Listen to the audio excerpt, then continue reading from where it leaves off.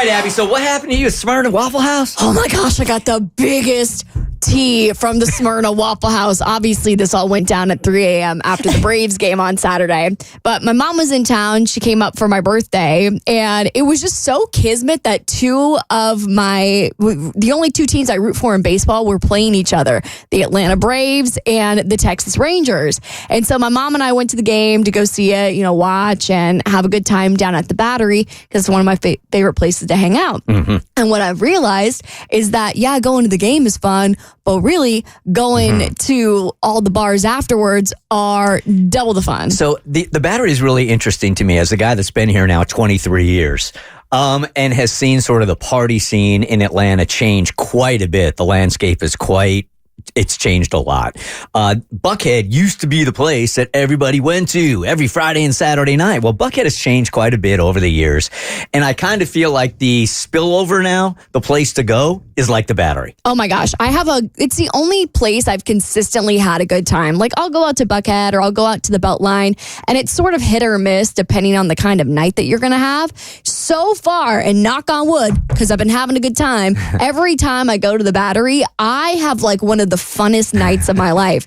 And one of the places that I've started to go is this dueling piano bar called Park Bench. It's right down in the Battery. It's two pianos playing back and forth all night long. It's a blast. I was telling Abby over the weekend that Park Bench used to be a go-to dive bar in Buckhead. I mean, everybody knew Park Bench. It was like one of those bars where you could smell the beer as soon as you walked in. The floors were kind of sticky, and there were a couple of park benches right outside of the bar, and it was just an institution in Buckhead. So I don't know if it's the same owners or not, but there weren't any piano bars in there. They were just leftover brain cells. There was one by Emory, too, in Emory Village, and Park Bench was like the quintessential Emory hangout spot. Like that is where you went to go party with people. And the first time I saw it in Buckhead, I was so excited. And then I saw it at the Battery and I was like, oh my God, I'm way too old for this place now, but it's so exciting. They used to have this bench right out front and it was almost like you just knew that people were going to be passing out on that bench at the end of the night. Yep.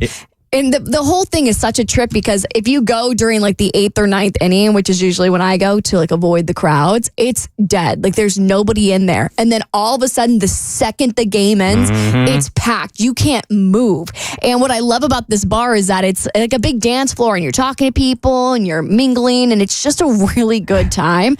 I'm typically the kind of girl that goes home by like 10 p.m. I shut that place down every single time I'm out. And this is not a commercial for the Battery or anything like that, but it's a really fantastic place. I mean, you got all the bars, restaurants right lined up, and then after you get buzzed, you jump into the fountains. That's how it happens every night for me. I've never walked home dry from the Battery. I have not done that yet. So me and my mom end up mingling with these two guys who are a little bit younger than me, and my mom kind of does this every time we go out. She always tries to find like the young guys to get them to talk to me. And I think she kind of feels a little protective over them. She feels like the mama bear. So we shut this bar down at probably 1:30, 2 a.m. And me and my mom are not ready to go home. We're like, we should go to Waffle House. So we walk over to the Smyrna Waffle House with these two guys and we just start having this heart to heart. And turns out one of these guys was finding out that weekend whether or not he was the father of the baby he was already starting to raise. What?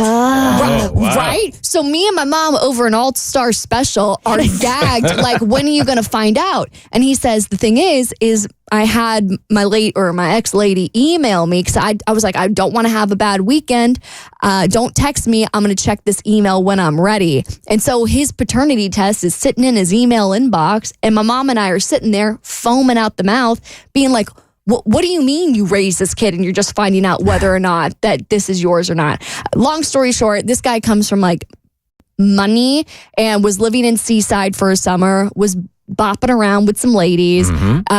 The dates lined up with an intimate date where he was like, oh yeah, I guess that makes sense. I guess I did father your child. So goes through the pregnancy, is there for the birth, names the kid.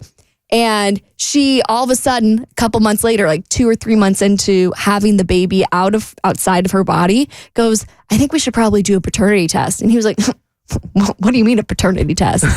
So we get that story at the Waffle Was House. she like, what do you mean? What do I mean? A paternity test. This is like two years of me thinking that this is that I knocked you up, or 1 year of me thinking I knocked you up. Like, could we not have done this a couple months ago? So we're sitting there in the booth and we're looking at him like, open the paternity test.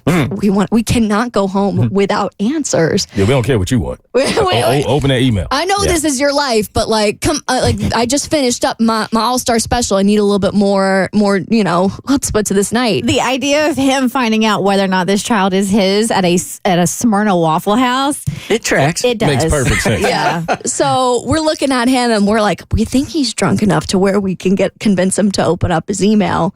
So he eventually does. Like, as we're starting to leave, we're like, please open up the email. Like, you don't want to open this sober. Open it now while you have a little bit of tequila in your system. And so he's like, you know what? You're right. Did y'all prepare for this to go wrong? If you get him to open it, you pressure him to do it. My mom was like, I'll be here to console you. Your mom's not here. It'll be fine. It'll be fine. And so he opens up his email. He was not the father. He named the kid first, middle, and last name. Not his. Not his. Is he devastated? Or did he run around the Waffle House like Maury? No, him and his buddy literally high-fived. He fell to his knees in the Smyrna Waffle House, and we were like, you know what? Good for you, buddy. So I don't know what he's going to do now, but... I'll tell you what he's going to do. He's going to pay for everybody at Waffle House. We did get our check paid for, so shout out to that guy. Damn. The Bert Show.